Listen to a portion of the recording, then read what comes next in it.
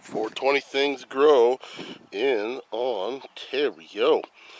Sorry guys about the wind noise. Probably going to be a lot out here. It's fairly windy out today, but it's time to get the old greenhouse in order here. So as you can see, there's some weeds and stuff. It needs to be cleaned up. Also, that one I pulled out real late, and then I pulled out all the roots and I pulled everything out. This one I didn't. So what I'm going to do is I'm going to hack that up with the old axe and get some of the the big root. Like that was some thick stalks in here, right? These are big plants. So anyways, get the mass of that root ball out. I'm also going to take the top layer of the soil off just to get it out. Sometimes you see some of that moss growing on and stuff. I'm going to take it out. I'm going to put a couple bags of worm castings in here anyways. So I'm going to have to take some of it out. I'm going to probably end up putting the rest of it over on the pile of but anyways, be back once this is a little bit more clean. What I'm going to do is I will try to get some of the big roots out. Okay, I'm not going to get everything out. I don't ever do. So again, it's just to be reamend the soil with some worm castings and get it tilled up and nice and ready to go for the next plants.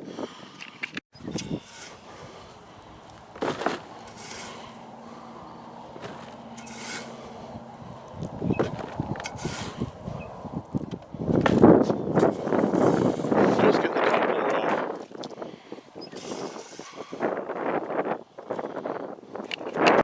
Next, I just kind of chop it up, get it down, get it to be able to be mixed. I've got a bunch of rocks. You can hear it. I don't know if you can. Hit the rocks. So I got a bunch of rocks on the bottom for drainage because I'm on clay here. So I'll just do this for the whole pot and come back. Next, what I usually try to do is I try to get the stuff from kind of the outside edge. I kind of bring it in and I want to sort of, till that around.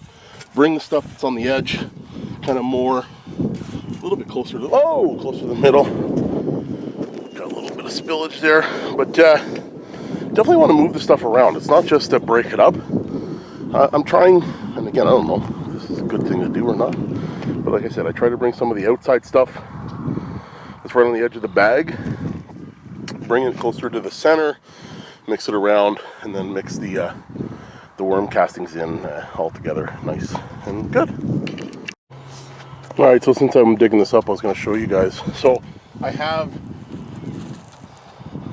that's the drainage. I got like a river stone down the bottom, probably, I don't know, 2 inches on the bottom of this whole bag. And that's just to help with the drainage because, like I said, it sits on this clay. So I wanted to get out of the Pro Mixing out when it's too wet. All right, first bag of worm castings. So if anybody has one of these things, you can get these at Canadian Tire, I'm pretty sure. It's a little claw. I think it works out all right. Kind of just has a 2-handle little thing here. You just kind of mix it and do whatever. It helps break stuff up, but it's a decent good mix. Or the old-fashioned way and just kind of get in there and hand mix it. So I'm going to put 2 or 3, what do I have? 1, 2, I only have enough for 2 bags per each one of these. I usually put 2 or 3 in every year. Last year being the second year, and the first year I think I put 3 in for sure. So this year I'm just going to put 2 in, and that's all I have. Back later. Well, all right. Seems like everything's nice and mixed, nice and level, ready to accept a plant. Yeah, so is the other one. So, if you guys seen the clip from last year, had some quite big plants in here, and I don't know if I'm going to do it exactly the same way as I was going to do last time. Actually, no, I'm not going to. So, time for dinner. Just about Alright, done for the day. But yeah, I'm going to mainline some plants out here, see how they do it. Last year I just topped them. They're huge. The whole width, the whole height, everything. It was full of plant in here, full from wall to wall. I'm trying to avoid that this year, and you know, stunt them a little bit with the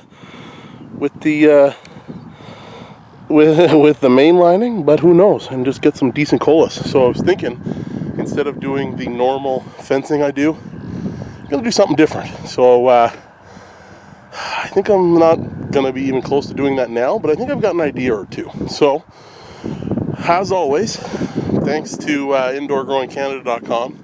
That's indoorgrowingcanada.com. They'll be sponsoring the nutrients for this grow. So we'll be doing Green Planet in these two big Promix and worm casting pots, cloth pots. So be on the lookout. This is just a start, and like, subscribe, do all that jazz, and come back for all the different things we're going to try here and see if they're going to work or not. Alright, now that the pots are prepped, time for some plants. Now, I know some people you know, don't have the luxury of the greenhouse. Greenhouse is up, as you can see, and this greenhouse provides UV protection. It's not clear, it's white. It definitely grows well in here, but it definitely gives a little bit of added protection to these plants. So, I'm going to put this on pause. I'm going to get these getting ready to transplant. Alright, so now that I've got my hole dug in the middle, or almost middle of my pot, I'm going to put the plant in there. I usually just give it a little bit of nutrients down on the bottom, just so that it has somewhere to go to. Not very much, just a little cup. Now I'm going to put the plant in there. Alright, so first I'm going to start with one of these, with these cloth pots. These cloth pots sometimes are a little bit hard to transplant from. Definitely going to want to make it nice and wet in here. This plant had dried out a little bit, so I've wet it quite a bit. It helps with it coming out, okay?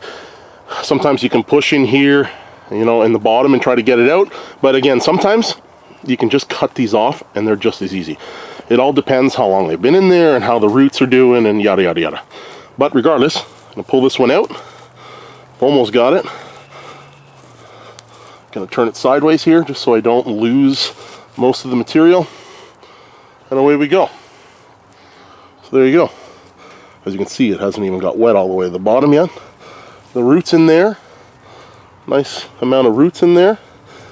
Not crazy root bound, but that's the beauty of those cloth pots, right? They sort of air prune.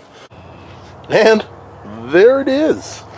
First one into its new home for the 2020 grow season. Sweet! I'm going to give it a little bit more nutrients here and then in, and we're going to see how this bad little lady goes.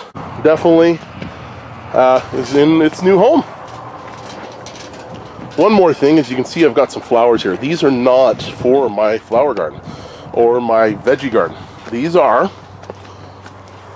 this one is a Antigua yellow marigold. So apparently marigolds are good for repelling mosquitoes, which is awesome, but also aphids.